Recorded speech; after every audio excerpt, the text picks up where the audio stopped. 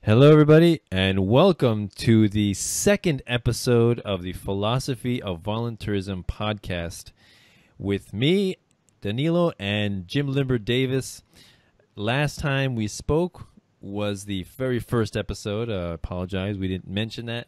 We're going to be planning on doing these talks and conversations in the future, talking more about the more abstract side of voluntarism and free market capitalism, you know, talking about philosophy and economics and morality and fun stuff like that, right? Not the boring, you know, chewing gum for the mind stuff that you see on TV or now sometimes on some YouTube channels. But yeah, so Jim Limber Davis, you can find his work on jimlimberdavis.com and on Facebook and YouTube as Liberty Defined. And so we're going to be talking today about peace and compassion and how that relates to anarchism and voluntarism. Why should we talk about this? Why is that even important? How do they relate to anarchism, voluntarism, and why should they be the goal?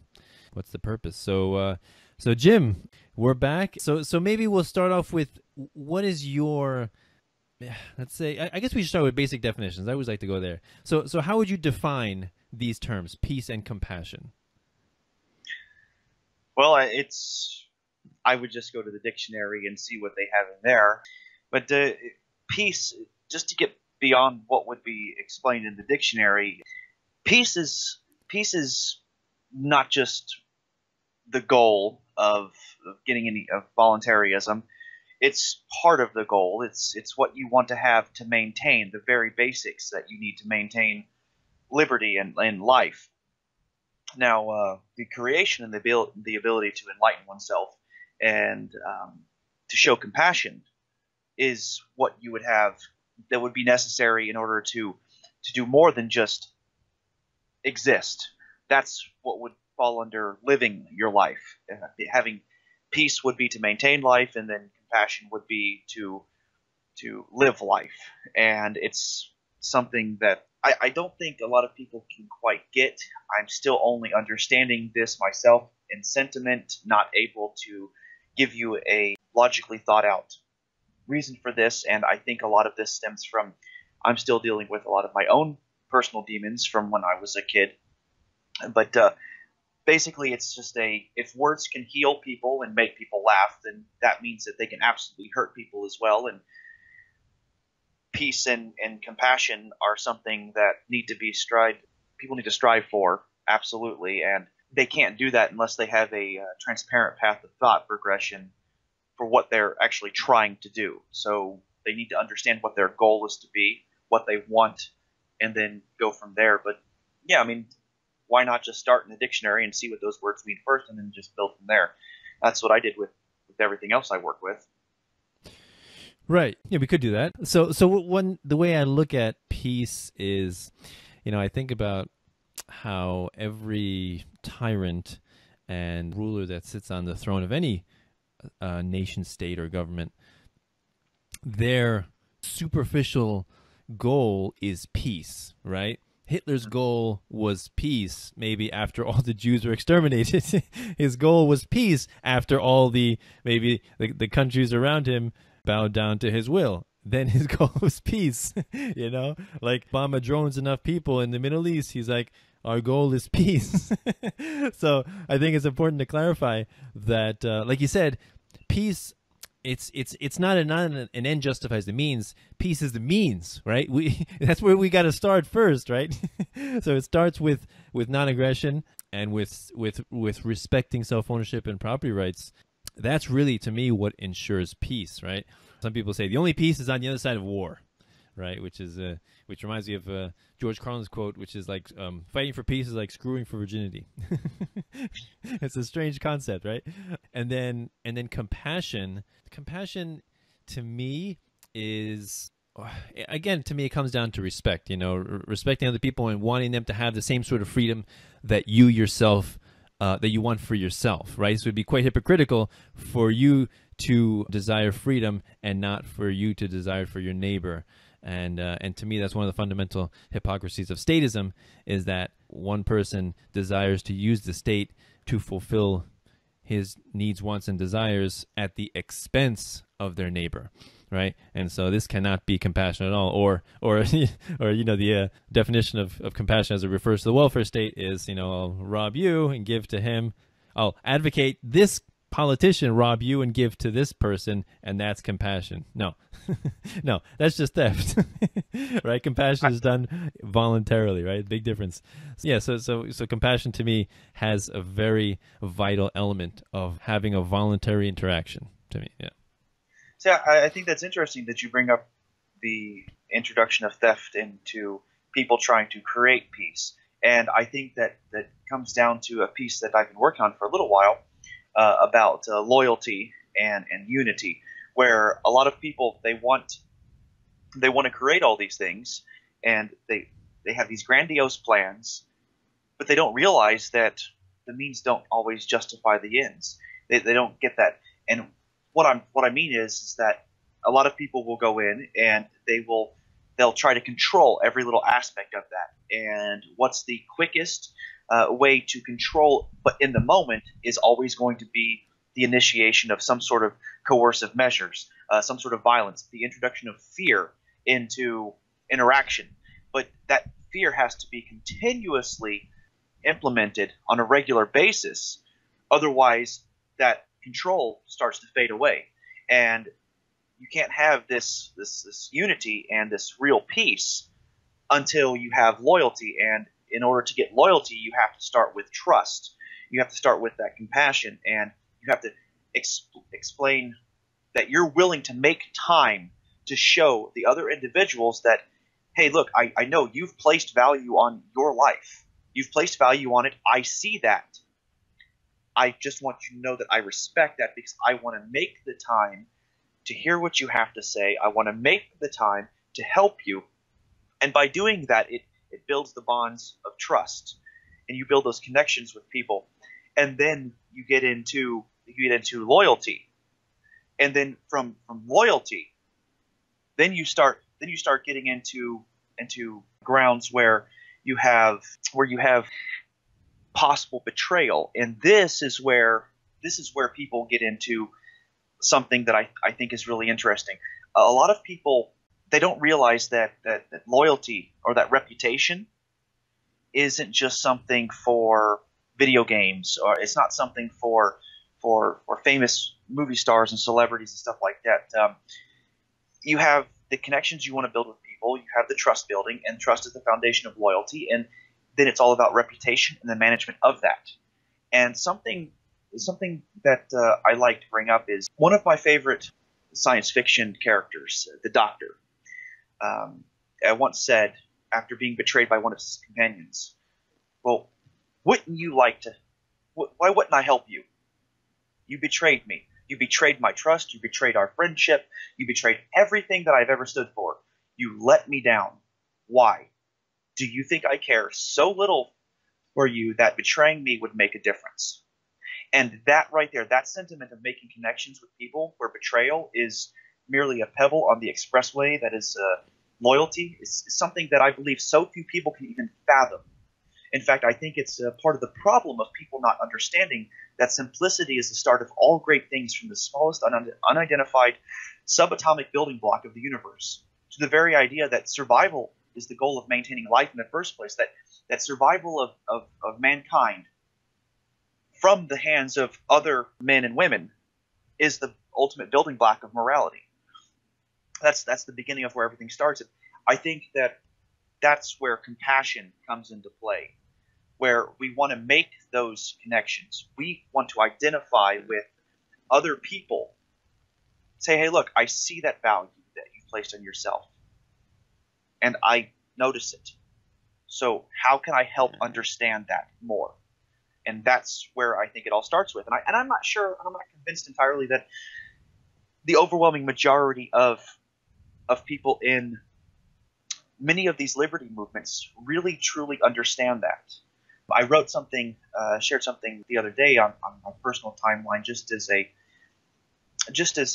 a amusing to myself, where let's see if I can. I think I said, I think less than half of the self-proclaimed anarchists and voluntarists understand what they preach half as well as they think they do, and what they do know is less than half of what they need to understand how much more they need to know. Mm-hmm. I think it's just they don't take time to respect themselves. I don't think people take time to explore themselves, and because of that, I'm not entirely sure. Because people hide from the problems, their internal problems, their own internal demons. I think because people hide from that, they have absolutely no idea how to be compassionate enough with other people struggling to learn certain concepts.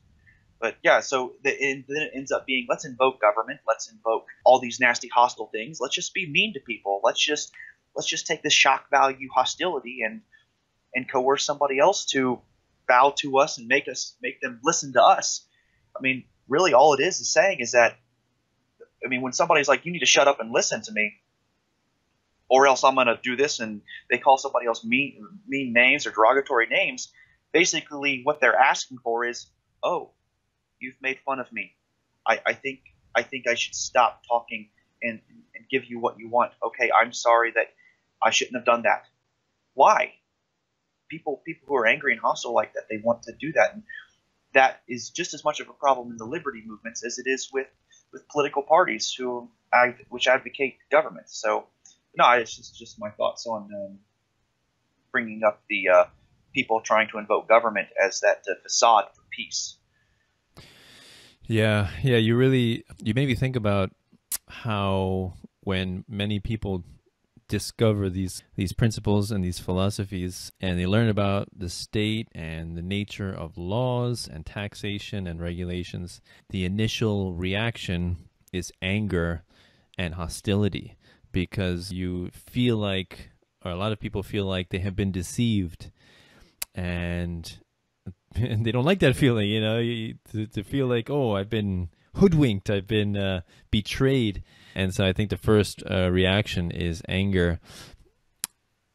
But then you have to keep going, right? I think too many people stay in that angry phase. I think that's just self-destructive.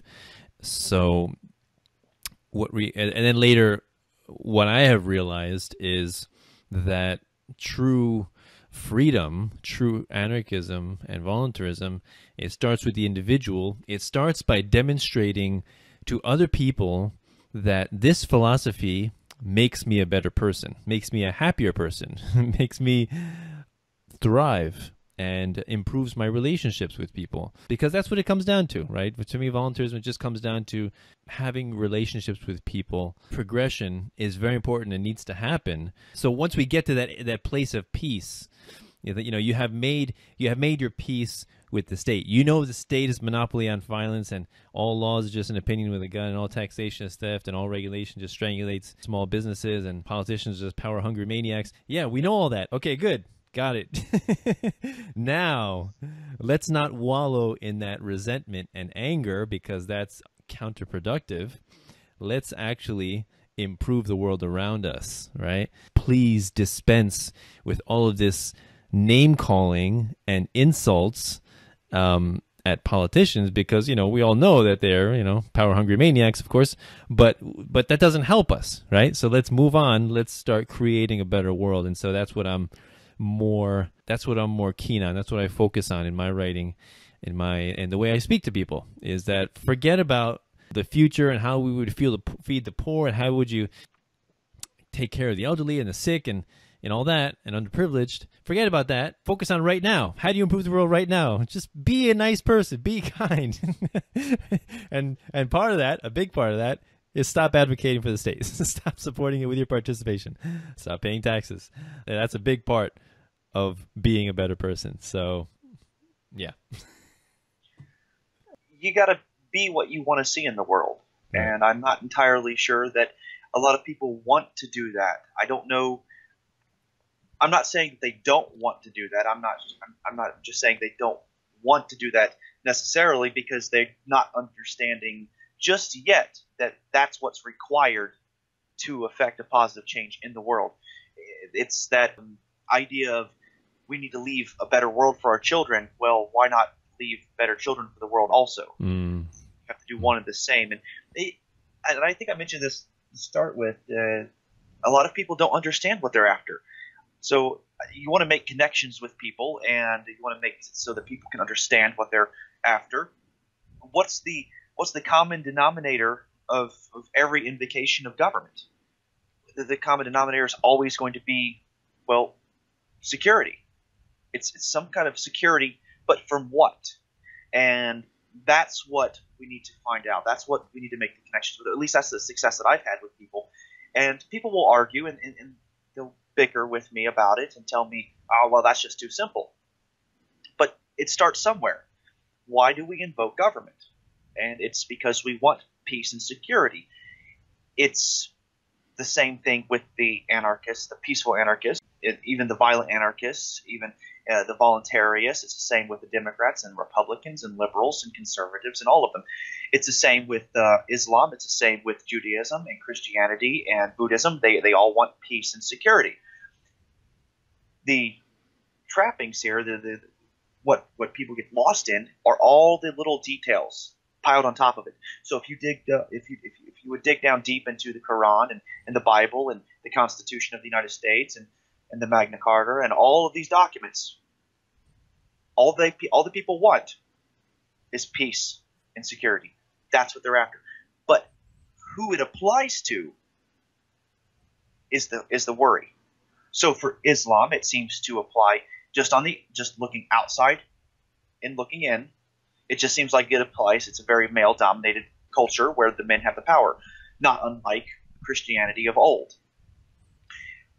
In the United States, it started out with people who were mostly of European descent, typically white. That's what started out. Security, all men are created equal. If you're part of that group. In Germany, when it was reformed after Rome collapsed and was united under, I think, Bismarck, it was all about German-speaking people in these particular regions. They all want peace and security and safety, so they go for the lowest common denominators. Well, lowest common denominator, what's easily visible, is going to be appearance. So a lot of people go after that first. But I'm pretty sure that if you were to take 10 black men and 10 white men, and you were to take 5 of each group and make them speak the same language as 5 from the other group, but all 10 men in each group, half and half, spoke different languages, I guarantee you that the 5 men in each group who spoke the same language but were different ethnicity or race, they would start integrating and mingling with one another first. And the reason why is because they're able to find the lowest common denominator of understanding and how to problem solve and reason things out. So if we had 5 white men and 5 black men who were speaking English, and we had 5 white men and 5 black men who were speaking Swahili, the men speaking English would get together regardless of the skin color first. The men speaking Swahili would get together regardless of skin color. And that's because it would be able to allow them to alleviate fears. So they would get to that. And I think that's what people don't recognize. They don't see that between the pro-government, the advocates of government, and the dissenters of government. They don't see that common ground. They don't see that they're each trying to get peace and security in the world. They don't see that yet. They just see the superficial stuff, and which leads to the superficial peace that you brought up to start with.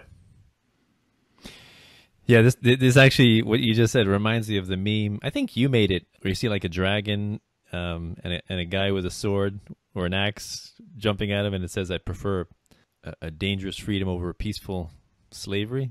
Did you make that meme? I think I did. I can look for it real quick here. It sounds very appropriate to this conversation. Yes, I prefer tumultuous liberty, never peaceful security.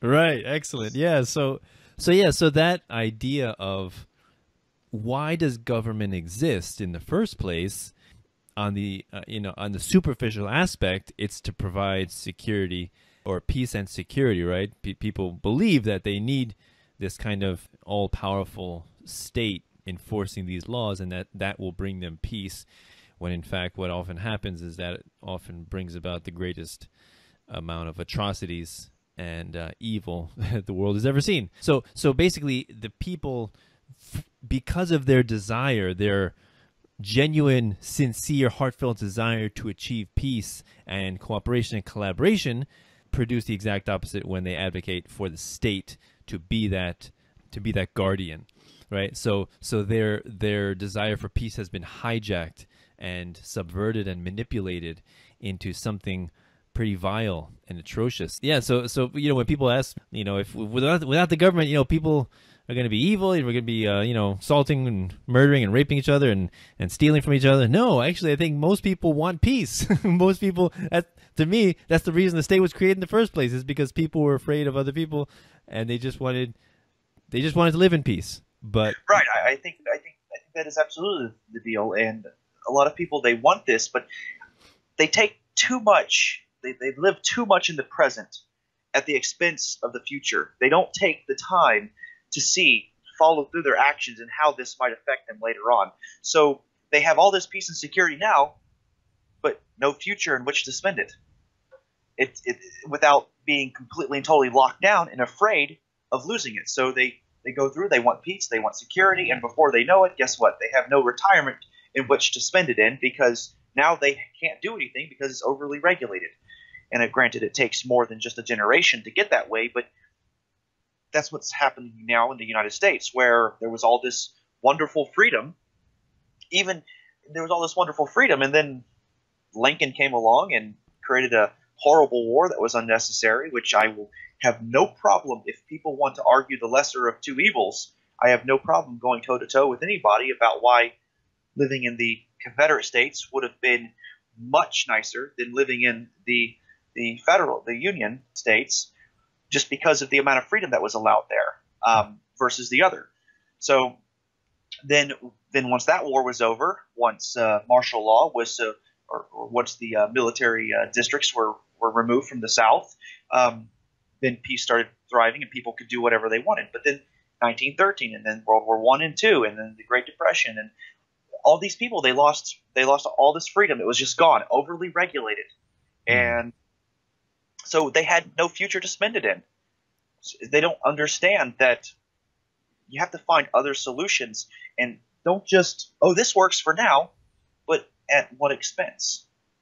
So their kids had this great, or they had this great amount of freedom where their taxes were low, but their children and their children's children and their children's children after that, they had nothing. They grew into a society where they had less freedom and less freedom and less freedom, and nobody even sees it because they're accustomed to the level of freedom that they have. So when they have to pay something silly like a soda tax, well, this is just the way things are.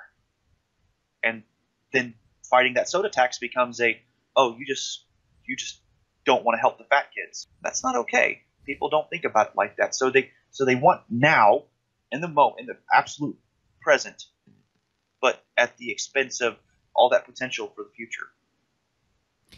Yeah, it's like when socialists say they want free healthcare, free housing, free food, free clothes, free free this and that.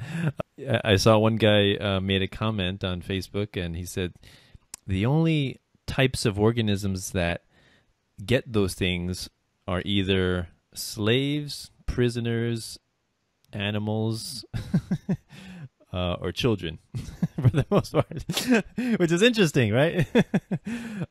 and also you could also say, if you really want to live in that place, you could go to North Korea, you could go to Cuba, or you could also just go to prison, right? So freedom and the lack of security. I think so people say they want security, and so they empower this all-powerful state, right? When in fact, security is really an illusion, right? There is no security. There is no job security. There is no security when you drive on the road. There is no security that you're going to live to see tomorrow. Nothing is secure. Nothing is guaranteed, right? We all live with risk. Something may happen to disrupt our cozy little worlds. I love that game. Risk? Oh, you meant we live with taking chances. Oh, okay. Oh yeah.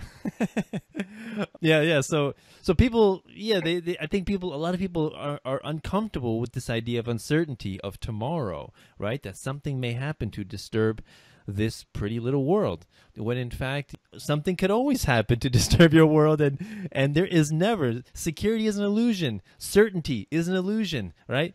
Nothing is certain, nothing is secure, nothing is guaranteed. We can take steps to mitigate risks somewhat, but really, we are at the mercy of nature, of happenstance, of chance. And I think once people can accept that, and can say and say to themselves that putting a few power hungry control freaks into an institution that just uses violence doesn't solve that, doesn't change that, and in fact makes it worse, exponentially worse.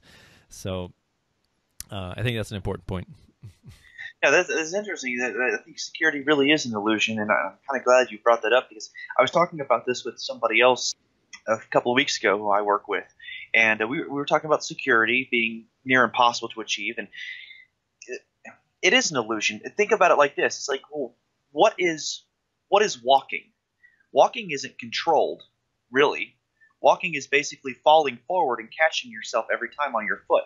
So if you, that's funny. Yeah, and I had this thought when I was watching Toy Story years ago, and Buzz Lightyear was saying, "Oh, that's not flying, that's falling with style." And then I got thinking about that with the walking forward. It's the same thing. It's falling, but catching yourself every time, and that's exactly what the illusion of security is all about, where you actually you're taking a chance and problem solving in the moment, getting it done. You're figuring out what you need to do. So I think by having all of these regulations and control mechanisms in place, it actually limits your options for solving those problems on your own, and making it so that you now have to depend on this organization that has imposed itself upon you through being handed down from generation to generation. Well, that's just the way it is. So now you have to go through it. So yeah, I think that security would be an illusion, but the ability to solve the problems that give you the feeling of being secure would be to remove all restrictions and regulations on what you can do, and be mindful of how your actions work with everybody else's ability to problem solve their own issues as well. I saw a great meme today. It said, you see two guys dueling, right? And it says, if dueling was brought back into vogue, a lot less people would say they're offended and get angry over every little thing. Oh, that I absolutely agree with. And that's okay. So I wrote about that very concept in my book Liberty Defined, and there was a specific passage. I think. Let's see. I think it was. I don't remember what chapter it was in, but it went something like this. The universal practice of non-aggression will undoubtedly be the cause of occasional loss of life, and is much to be regretted. On the other hand, this custom will render altercations and quarrels of very rare occurrence. For when people will naturally become careful, I think, of what they say and do when another feels justly inclined to consider an irresponsible individual's rights, up to including his right to life, forfeit. This places the responsibility of one's actions, including critical thinking skills, on each and every individual's, never a centralized authority such as government or any collectivist idea. And I think that plays right into that. Yeah, definitely. Yeah, definitely does. This idea, like when we talk about a polycentric legal system, right? The first thing when we talk about the immorality of the state, one of the big things is, well, what about courts? You don't want any courts, any judges. I'm like, no. That's not fundamentally, that doesn't have to be from the state, right? You could have, those are just people who render arbitration, solve and resolve disputes. That does not have to be monopolized by the state. And so, again, people think that peace is derived by empowering a monopoly, a group of people. These people are going to solve the problem. These people have all the answers. These people must always be right. And when in fact, like you said, it actually has the counter effect of limiting options and causing more harm. Yeah, being much less efficient. And so, in the case of judges, how would they rise to, how would a particular judge be more favorable to people is the more unbiased they are, the more impartial their decisions, the more they're able to dissect the case irrespective of who the people are, completely objective, as objective they can be as a human being. That really will determine their value as an arbitration, as an agent of arbitration. So yeah, that kind of thing is that, peace is not derived from a monopoly or, empowering a monopoly on violence. Peace is derived by allowing people to freely associate and make their own choice in the marketplace of ideas, right? Because to me, the only way that civilization has been able to prosper and thrive as much as we have today and support the life of 7.5 billion people is because most people in history have chosen the route of peaceful voluntary interaction as opposed to using violence to solve their problems, right? So most people do understand the importance and value of peace. It's just this giant exception called the state that most people seem to turn a blind eye. It's like in the blind spot of your rearview mirror. They don't see that part for some reason. The state, it's not included in their perception of what morality applies to. Right? Maybe it's not that. I think they probably just don't recognize it. They don't recognize it because they don't understand what it is that they're actually trying to achieve. I think that the state, government in general, and social norms of just accepting something like that are just, maybe people are conditioned for that. Just enough protection, security is provided for people so that they don't ever really consider it an issue to think about it or discuss it. Just like with police and law enforcement, where the issue is not that when is it okay to shoot a cop. The issue is, why should I have to? I shouldn't have to. But if I do, then everybody else is going to jump on my case for, well, you obviously don't want them to help protect you, or you don't want protection in general. No, that's not true. I want protection. I just want uniformly, fairly executed protection. I don't want everybody else out there. And this works into play, I think, with the idea of a judge you brought up, where you can have all these competing firms and organizations working together, but they're going to have to make connections with the people. They're going to have to build trust, and they're going to build this loyalty with that foundation of trust. And then they're going to have to maintain that reputation of being trustworthy.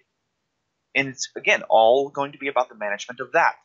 I'm not entirely sure people are quite ready for that because they're not understanding what it is that they're doing by advocating things that they don't fully understand, that they don't actually accept, but they don't actually advocate at the same time. They just kind of – I'm not sure if apathetic is going to be the right word for that, because I think that there needs to be a different – it's more than just – it's not enough to be apathy, but it's close enough to where it's borderline for that. And I think people just want to turn a blind eye to it because it's uncomfortable for them. It doesn't make them feel warm and fuzzy, or it doesn't at the very least come across as just like Gru's mom. So I don't know. It's just I'm not sure. Right. I think people just don't recognize it for a variety of reasons, and I'm hesitant to say it's all one reason. I think that there's a lot of reasons out there, which is where compassion is going to come into play, and why compassion is going to be absolutely compatible with the ideas of anarchism and voluntarism.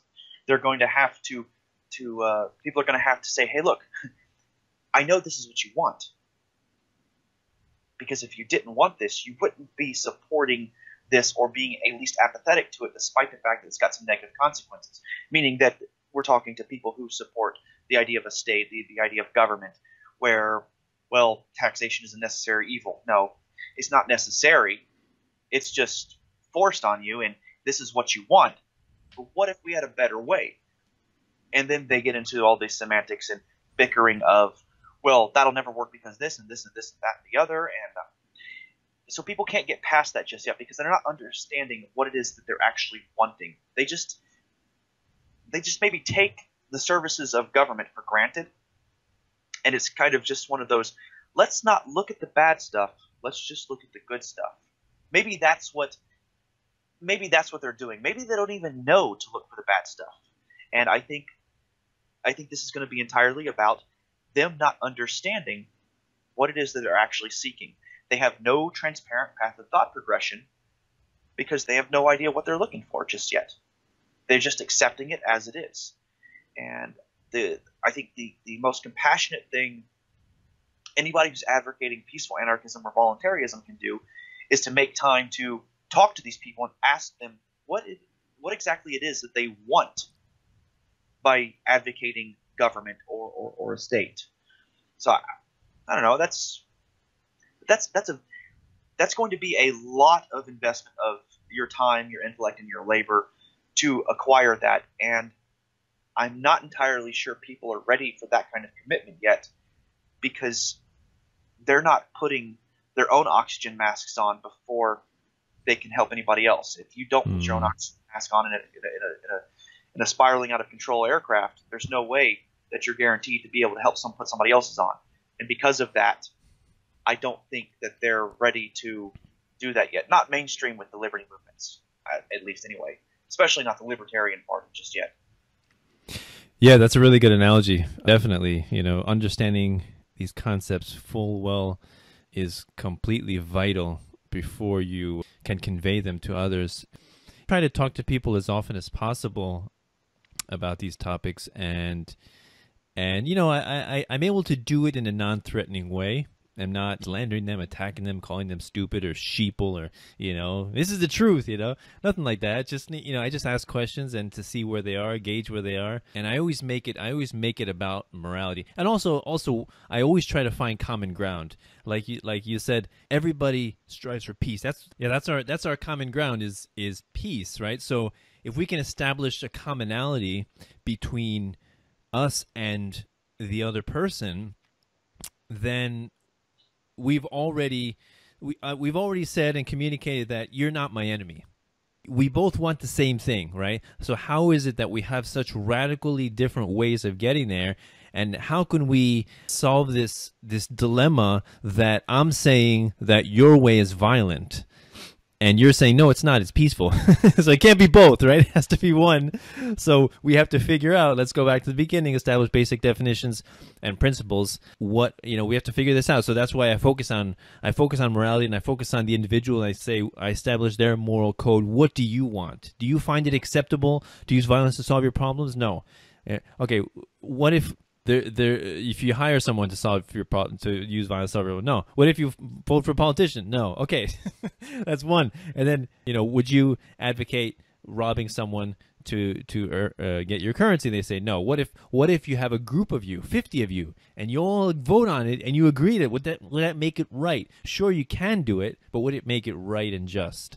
And they say no. So basically, most people understand and have this concept of morality. And when I tell it to them that way, I usually get the response of, I see where you're coming from, and that makes sense. I'm going to think about it, because I think nobody really wants to support an ideology that can be demonstrated to be violent and harmful to their fellow man. I think that would disturb a lot of people if they do discover that. I think most people want to be logically consistent, and it's just that they have not necessarily thought about these things in that way, right? And so this comes back to compassion, where we have to have compassion with these people who perhaps they're not stupid, they're not evil, they're not malicious, right? They just haven't thought about these things. And I think our job, being more knowledgeable and well read into these topics, is to introduce these topics to people in a way that's digestible,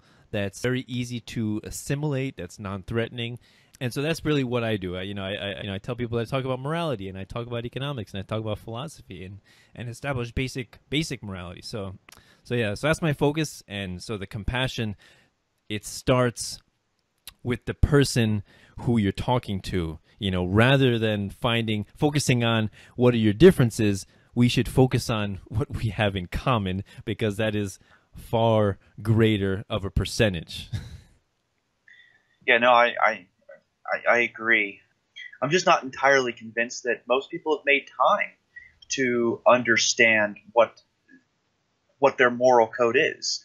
I don't think people have any idea of what morality is, why they even invoke morality in the first place. And this is something that's very common with various liberty groups, especially on some of the major online social media sites, where people will, oh, well, if you don't know the difference between right and wrong, then you're part of the problem. And I'm just like, can you at least tell me why you invoke a moral code at all? Right. And people are just like, if you don't understand why, then it's so frustrating that people will do this. It's such a simple concept. The answer, as far as I'm concerned, is just that it's about survival of mankind from the destructive hands of mankind. Mm. That's all morality is. It's just setting boundaries between individuals, specifically right now, currently, not counting any alien life that might be reason capable and sentient, but human beings whom are able to reason things out, have these developed cognitive abilities, are able to set boundaries. Hey, look, I take care of me. This is who I am. My body, my mind, my time, this is all me. And I want to let you know that I'm not okay with you doing anything with me unless you discuss it with me first. That's setting a boundary. And this is different than other creatures on the planet that we're aware of, but it can absolutely be applied to alien life that might also be reason capable and sentient. So basically, this is the idea of the more minds available exist and are not worried about having to protect themselves from other minds that also are reason capable and sentient of their same species. If they don't have to worry about that, then they can devote more time, intellect, and labor, their natural resources, to providing whatever else they need for sustenance, shelter, security, and happiness. And that is the crux of morality that I promote all of my work on. And I'm not sure a lot of people can do anything even close to understanding what that is just yet, because they haven't made the time to ask the question, why do I even invoke morality? Why do I want liberty? What is liberty? Why do I want freedom? What do I want freedom from?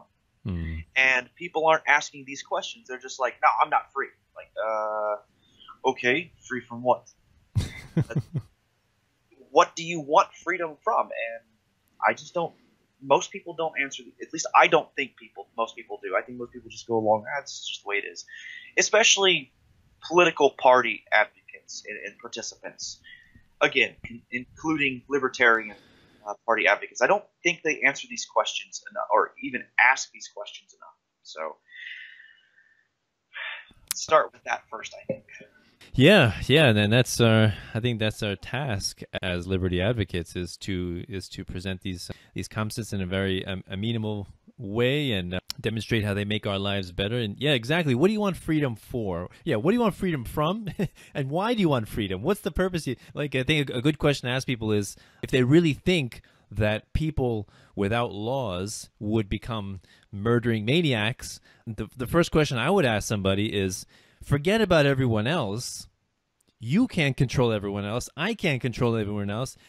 We only can control ourselves. So I'm asking you, what is your moral compass? Do you need laws to tell you to distinguish between what right and wrong? Is that what you need a law for? The reason that you don't steal, is it because it's illegal or because you understand it to be wrong? And I have yet to meet a person. I know they exist. I've seen some like Cal Molinet videos where people have said that they need the law, that they would do horrible things if it weren't for laws. But for the most part, most people have a pretty basic understanding, pretty firm understanding of morality, and they understand that the laws don't apply to them, right? It's always the laws apply to someone else, to the next person. The next person is the evil person. Everybody I talk to, it's always the next person that's the evil person, right? So that's basically why we need freedom. The way I see it is because we understand that the only crimes, the only true crimes, are crimes with a victim, right? And all the other tens of thousands of pages in the Federal Registry and pages of tax law and all the regulations, it's all victimless crimes. It's all opinions of some old men and women who seek to control and extort and pillage productive people. That's it, right? Are they really actually attempting to make that their goal, though? Are they really trying to steal from other people, or are they just kind of, I'm providing a service, so I deserve a little bit of extra on top of this, or whatever? I mean, I think I don't think most people in government offices are actually trying to steal from people. I really don't think so. Like, my parents were state employees for 35 plus years. My Right. dad was Army National Guard for almost as long. And their goal was never to steal. Their goal was to make a living. And even though I don't talk with my dad at all anymore because we just don't see eye to eye at all, I can't have a conversation with him without being told how horribly wrong and what a disappointment I am. And my mom won't talk to me because she has to tiptoe around him all the time, and since she's dependent on his retirement, she's got to keep things good with there. So I kind of suffer in that realm where I lose both of them. And it's not like it has anything to do with other than them facing their own demons. And it's not. I'm also not saying that what they did was bad for all of their lives or for a big chunk of their lives. It's just a very expensive lesson that ended up hurting a lot of people by saying, I'm going to continue going to work to earn a living, despite the fact that other people have to be held at gunpoint or put in a cage if they don't comply, so that I can provide these services, regardless of whether or not they can be provided in other ways, less destructive or more peaceful ways. So I don't know. I don't think it's. Then he goes into people talking about why would you steal from somebody else? If I were to ask them that, like, I'm not stealing from anybody. Like, no. Let me ask you, do you not go up and take somebody's car because it's wrong, or because they might retaliate and feel like they're being a portion of their life, what they had to do to earn whatever wealth or fiat currency or whatever they had to get to buy that car, they would feel that that's being stolen from them. Maybe they feel like that's making them a slave to the amount of time it took for them to earn that wealth to acquire that car. So now they're going to retaliate. Which is it? Most people will not go and take something from somebody else out of fear of some kind of retaliation. The retaliation under a state or government is just the government coming down on them. But without that, and the quote I had earlier about the non-aggression, that's going to come into play where it's more like, I really don't want to be retaliated against. And I think people understand how to make some parts of morality work, hence their invocation of government and laws, but I don't think they understand why it's invoked. And it comes down to this here. It's kind of like, what if I was to say, do you know what the square root of 16 is? Of course, you're going to tell me what? 4. Okay. Why? Why? Because Most- that's 4. What? 4 to the fourth power, right? Something like that. I won't go into all the details because this Oh, is 4 not to the second power. Sorry, 4 to the second power, right? Yeah. So, right. long story short, to make it simple, it's just the rules of multiplication and division. Yeah. Well, what should we probably know before multiplication and division? Maybe addition and subtraction, right? Right. Well, what do you think we need to know before we can add and subtract? How to count. Exactly. So, why do we count? To understand basic quantities, the world around us. Exactly. And understanding basic quantities would be the equivalent of, or would be essentially organization. Mm. But why do we organize? Why do we organize?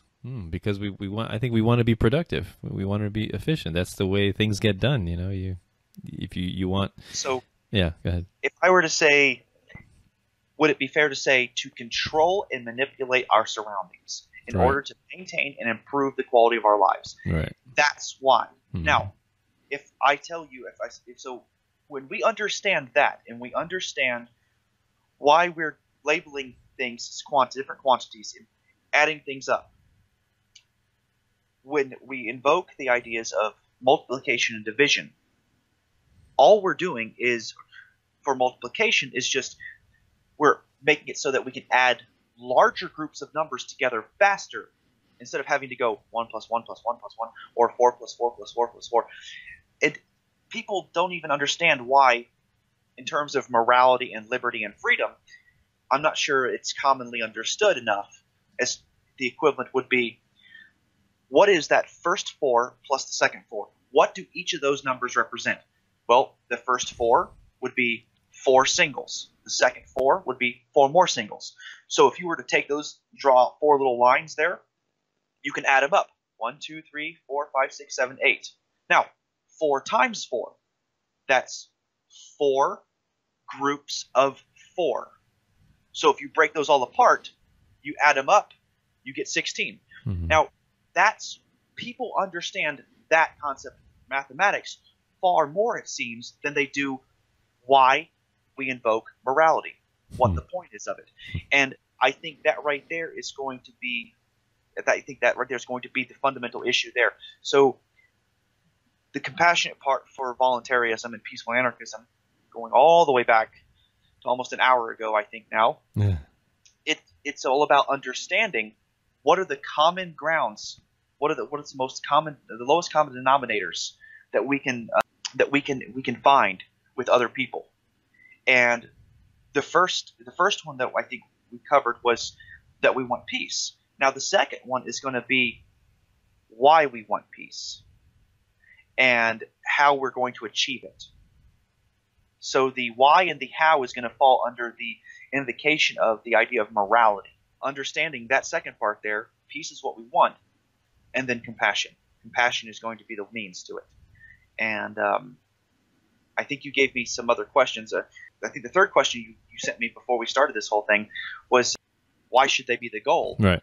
And I'm not entirely sure that they should be the goal. I don't think they should be. In fact, I don't think they're going to be the goals at all. I think they're the means to achieving and maintaining them. But the ultimate goal is the goal for the present, the immediate goal for voluntarism and anarchism is the maintenance of life, specifically human life, just to start with. The long-term goal, the future goal, is the raising of the pinnacles of success for humanity as individuals, which then bleed over and become successes for the whole of humanity. So that's my take on it from A to Z. Yeah, all right. So so we'll finish up. I'll just give my closing remarks on peace and compassion. Another way I just thought of how I can describe compassion would be, to me, compassion is a form of love, right? You love your neighbor, right? You are compassionate toward your neighbor. If you are, then you would not advocate for theft of your neighbor's property in any way, and no political euphemism would change that fact, right? So, theft being the unjustified removal or confiscation of property against their consent. So compassion, to me, suggests that if I desire peace and freedom for myself, I must also desire peace and freedom for my neighbor. And to me, that's the epitome of voluntarism and anarchy, as I see it. Peaceful anarchism. Very important to specify that nowadays. Yeah. So this is a great conversation. I think a lot of people will derive benefit from it. So why don't you give your final remarks, and so we can close up? That's really all I have. I just my big thing is that if words can heal and make people laugh, then they can absolutely hurt others. But something that I've been going on with in terms of trying to better myself is that I think a lot of people think intelligence is knowing every single fact in the world. Intelligence is anything is not that at all. Intelligence is being able to think fast and competing with your previous selves in quality and speed of thought. In which case, then it creates wisdom, and wisdom is not using every bit of knowledge that you know to win every battle. Wisdom is going to be about understanding how to use knowledge to not just avert the destruction of war, but to create new allies who can understand true power, that which creates life, the peace to maintain it, and the wealth of connections of loyalty, friendship to enjoy it with. And I think without having that, we're not going to ever be able to have real peace beyond this illusion that's presented to us by government. Wow, beautifully said. Very true. I agree entirely. So if anybody wants to help us out, you can do so through the links down below, Patreon, and maybe we'll start a Facebook page for the Philosophy of Voluntaryism. I think that's a good idea. Okay. Every good podcast needs a Facebook page. And hopefully maybe we'll start a Patreon as well. If people want to donate, help us out, help us spread philosophy and voluntarism to the masses. I think that would be a big step towards creating a more peaceful and compassionate world. So hopefully there will be a Patreon link by the time this goes public. We'll try to make that happen. So thanks a lot, everyone. Trying to teach people the beautiful concepts of philosophy, economics, and morality, fundamental building blocks of civilization. Me and Jim, we're doing our darndest, cranking out this content for all of you. So thanks a lot for listening. Thank you, Jim, for a wonderful conversation. Absolutely. So this is the Philosophy of Voluntarism. Wishing all of you have a wonderful day. Take care. Bye.